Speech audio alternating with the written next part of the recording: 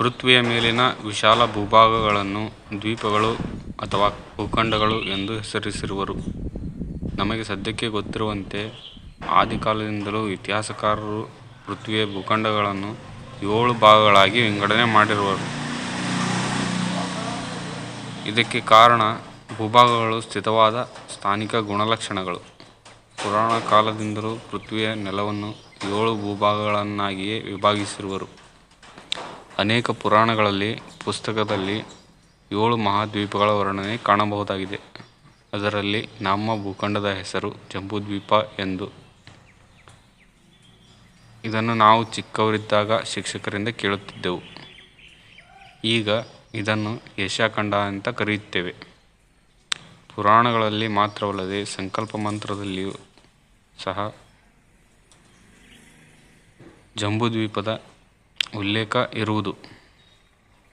ಸಂಕಲ್ಪ ಮಂತ್ರದ ಮೂಲಕ ಕಾಲ, ಸ್ಥಳ, ವ್ಯಕ್ತಿ, ಅವನ ಉದ್ದೇಶ ಪರಿಚಯವನ್ನು ದೇವರಿಗೆ ಅರ್ಚಕನ ಮೂಲಕ ಸೂಚಿಸುವುದಾಗಿದೆ.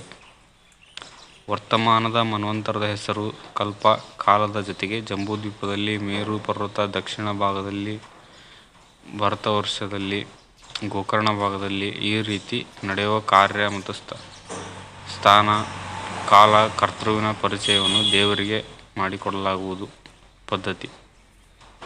ಆದರೆ ಪೃಥ್ವಿಯಲ್ಲಿ ಜಂಬೂದ್ವೀಪದ ನಕ್ಷೆಯ ಪರಿಪೂರ್ಣ ಮಾಹಿತಿ ಎಲ್ಲಿಯೂ ಸ್ಪಷ್ಟವಾಗಿ ಇರಲಿಲ್ಲ. ಹಾಗೆಯೇ ಉಳಿದ ಭೂಖಂಡಗಳ ಐತಿಹಾಸಿಕ ಹೆಸರುಗಳ ಮಾಹಿತಿಯೂ ಪರಿಪೂರ್ಣ ನಿಖರವಾಗಿ ಸಿಗುತ್ತಿರಲಿಲ್ಲ. ಅವುಗಳ ಎಲ್ಲ ಹೆಸರುಗಳ ಮಾಹಿತಿ ಬಲ್ಲವರ ಹತ್ತಿರ ಪುರಾಣಗಳಲ್ಲಿ ದೊರೆಯಬಹುದು. ಆದರೆ ಈ ಎಲ್ಲ ದ್ವೀಪ ಮತ್ತು ವರ್ಷಗಳ ಹೆಸರುಗಳ ಪ್ರಕಾರ ಇರುವಂತಹ ಸ್ಥಳಗಳು ನಮ್ಮ ಭೂಮಿಯಲ್ಲಿ ಈಗ ಯಾವ ಸ್ಥಳದಲ್ಲಿವೆ, ಹೇಗೆ ಕಾಣಿಸುತ್ತಿವೆ ಎಂದು ನಿಖರವಾಗಿ ಯಾರಿಗೂ ತಿಳಿಯಲಾಗಿಲ್ಲ. ಪುರಾಣೋಲ್ಲೇಖಿತ ಪೃಥ್ವಿಯ ಭೂಭಾಗಗಳ ಹೆಸರಿನಂತೆ ಭೂಮಿಯ ಯಾವ ಪ್ರದೇಶವನ್ನು ಯಾವ ದ್ವೀಪ, ಯಾವ ವರ್ಷಗಳೆಂದು ಗುರುತಿಸುವುದು ಎಂದು ಸಹ ತಿಳಿದಿರಲಿಲ್ಲ. ಮತ್ತೆ ಏಕೆ ಗುರುತಿಸಬೇಕು ಎಂದು ಸಹ ಗೊತ್ತಿಲ್ಲದ ವಿಷಯವಾಗಿತ್ತು.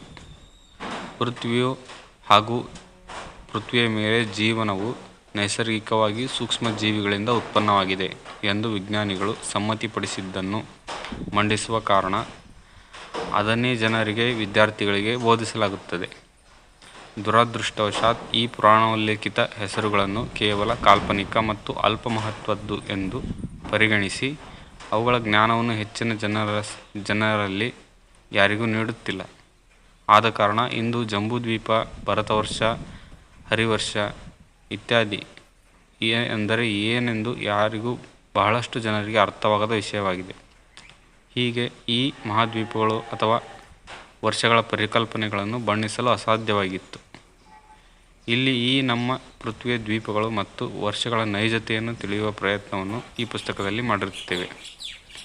ಈ ಭೂಮಿಯ ಮೇಲೆ ಮಾನವರು ಹೇಗೆ ಅಸ್ತಿತ್ವಕ್ಕೆ ಬಂದರು ಎನ್ನುವುದನ್ನು ಅರಿಯಲು ಈ ಪೌರಾಣಿಕ ಹೆಸರುಗಳು ಅತಿ ಅವಶ್ಯಕವಾಗಿವೆ.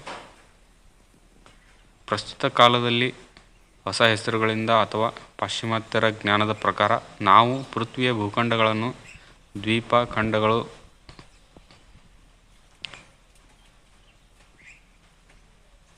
ಎನ್ನುತ್ತಾ ಈವರೆಗೂ ಗುರುತಿಸುತ್ತಾ ಬಂದಿದ್ದೇವೆ. ಹೀಗಾಗಿ ಇಲ್ಲಿ ಎಲ್ಲವೂ ನೈಸರ್ಗಿಕ ಎಂಬ ಭಾವನೆ ನಮ್ಮಲ್ಲಿ ಬರುವುದು ಸಾಮಾನ್ಯ.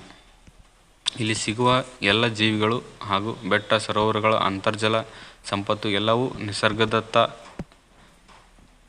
ನಮಗೆ ದೊರಕಿದೆ ಎಂಬ ಭಾವನೆ ಮನುಷ್ಯನಲ್ಲಿ ಮೂಡಿದೆ. ಆದರೆ ಪೃಥ್ವಿಯ ರಚನೆ ನೈಸರ್ಗಿಕವಾಗಿ ತದ್ವಿರುದ್ಧ ಇರುವುದನ್ನು ಸೂಕ್ಷ್ಮವಾಗಿ ಅರಿಯಬೇಕು. ಇದನ್ನು ಈ ಪುಸ್ತಕದಿಂದ ಪೃಥ್ವಿಯ ವಿನ್ಯಾಸ ಸ್ವಾಭಾವಿಕವಲ್ಲ, ಇದು ಪೃಥ್ವಿಯ ವಿನ್ಯಾಸವು ಮಾನವ ನಿರ್ಮಿತವಾದದ್ದು ಎಂದು ಅರ್ಥವಾಗುವುದು.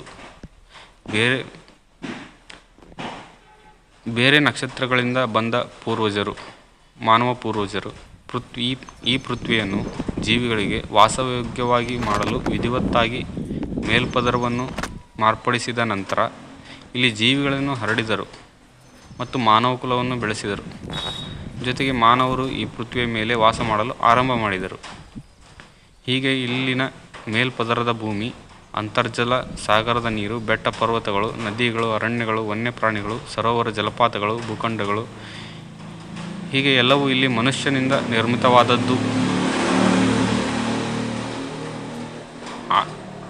ಆಗಿರುವುದು ಎನ್ನುವುದು ಇಲ್ಲಿ ತಿಳಿದುಬರುತ್ತದೆ.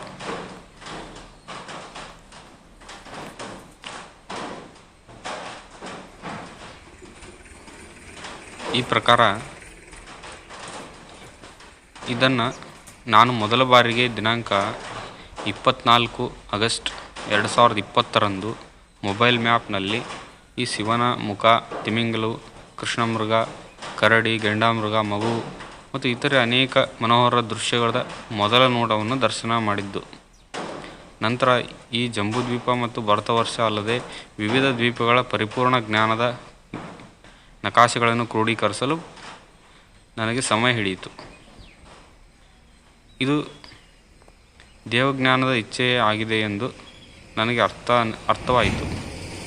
ಸರ್ವತೋಮುಖ ಈ ಮಹಾಜ್ಞಾನವು ನಮ್ಮಲ್ಲಿ ಪೂರ್ವಜ್ಞಾನದ ಪರಿಶ್ರಮದಿಂದ ಅದು ಬೇಗನೆ ಒಂದು ಆಕಾರ ಪಡೆದಿತು. ಅಂದರೆ ವೇಗವಾಗಿ ಉಳಿದ ಸಂಬಂಧಿತ ವಿಷಯಗಳನ್ನು ನಾವು ಅರ್ಥ ಮಾಡಿಕೊಳ್ಳಲು ಸಮರ್ಥವಾಗಿದ್ದೆವು. ಇದರ ನೈಜತೆಯನ್ನು ನಾನು ಬೇಗನೆ ಗ್ರಹಿಸಿದೆನು. ನಂತರ ಅದನ್ನು ಒಂದು ಗ್ರಂಥವನ್ನಾಗಿಸುವ ಕಾರ್ಯವನ್ನು ಆರಂಭ ಮಾಡಿದೆನು. ದ್ವೀಪಗಳ ಹಾಗೂ ವರ್ಷಗಳ ಹೆಸರುಗಳು ಮಾತ್ರ ಅಂತರ್ಜಾಲದಲ್ಲಿ ಲಭ್ಯವಿದ್ದವು.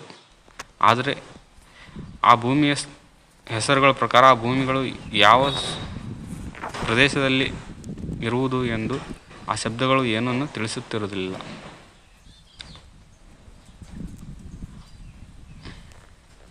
ಅಂದರೆ ಅದರಲ್ಲಿ ಭೂಮಿಯ ಮೇಲೆ ಈ ಸ್ಥಳಗಳ ಮಾಹಿತಿ ಹಾಗೂ ಶಬ್ದಗಳು ಏನನ್ನು ಹೇಳುತ್ತಿವೆ ಎಂದು ಸಹ ಮಾಹಿತಿಯಲ್ಲಿಯೂ ಸಿಗಲಿಲ್ಲ. ಆಗ ನಾವು ನಮ್ಮಲ್ಲಿನ ಜ್ಞಾನ ಮತ್ತು ಭಾಷೆಗಳಿಂದ ಅವುಗಳ ಅಂದರೆ ಆ ಶಬ್ದಗಳ ಸತ್ಯ ಅರಿಯುವ ಪ್ರಯತ್ನ ಮಾಡಿದೆವು. ಭೂಭಾಗಗಳ ಹೆಸರುಗಳು ಸೂಚಿಸುವ ಶಬ್ದ, ಹಾಗೆ ಆ ಚಿತ್ರದಲ್ಲಿ ಕಾಣುವ ಮೂರ್ತಿ ಅಥವಾ ಆ ಚಿತ್ರ ಸ್ವರೂಪ, ಅವುಗಳ ಅರ್ಥವನ್ನು ಹುಡುಕುವ ಕಾರ್ಯವನ್ನು ನಿರಂತರವಾಗಿ ನಡೆಸಿದೆನು. ಅರ್ಥವಾದ ಸರಿಯಾದ ಮಾಹಿತಿಯನ್ನು ಒಂದೆಡೆ ಕ್ರೋಢೀಕರಿಸಿ, ಅಶುದ್ಧ ಮಾಹಿತಿಯನ್ನು ಒಂದೆಡೆ ಇಟ್ಟು ಮತ್ತು ಚಿತ್ರಗಳ ಹೆಸರುಗಳನ್ನು ಉಪಯೋಗಿಸಿ ಅವುಗಳಿಂದ ಸತ್ಯಾಸತ್ಯ ಪರೀಕ್ಷಿಸಿ ಅದರ ಹೊಂದಾಣಿಕೆಯನ್ನು ಗಮನಿಸಿ ಒಂದೆಡೆ ಸಂಪೂರ್ಣವಾದದ್ದನ್ನು ಒಂದೆಡೆ ಬರೆದು ಮತ್ತೆ ಅದನ್ನು ಕಂಪ್ಯೂಟರ್ನಲ್ಲಿ ಟೈಪ್ ಮಾಡಿ ಇಡುವುದು, ಈ ರೀತಿ ಕಾರ್ಯವನ್ನು ಮುಂದುವರಿಸಿದೆವು. ದ್ವೀಪ ವರ್ಷಗಳ ಶಬ್ದಕ್ಕೆ ಸಂಬಂಧಿಸಿದ ಇತರ ಎಲ್ಲ ಸತ್ಯ ಮಾಹಿತಿಗಳನ್ನು ಇತರ ಸಂಬಂಧಿತ ಜ್ಞಾನದಿಂದ ಅರ್ಥ ಮಾಡಿಕೊಳ್ಳುವುದಾಗಿದೆ ಮತ್ತು ಅವುಗಳ ಮಹತ್ವ ತಿಳಿಯುವುದು. ಹೀಗೆ ಅನೇಕ ರೀತಿಯಲ್ಲಿ ಈ ಜ್ಞಾನದ ಕಾರ್ಯವು ನಿರಂತರವಾಗಿ ನಡೆಯಿತು.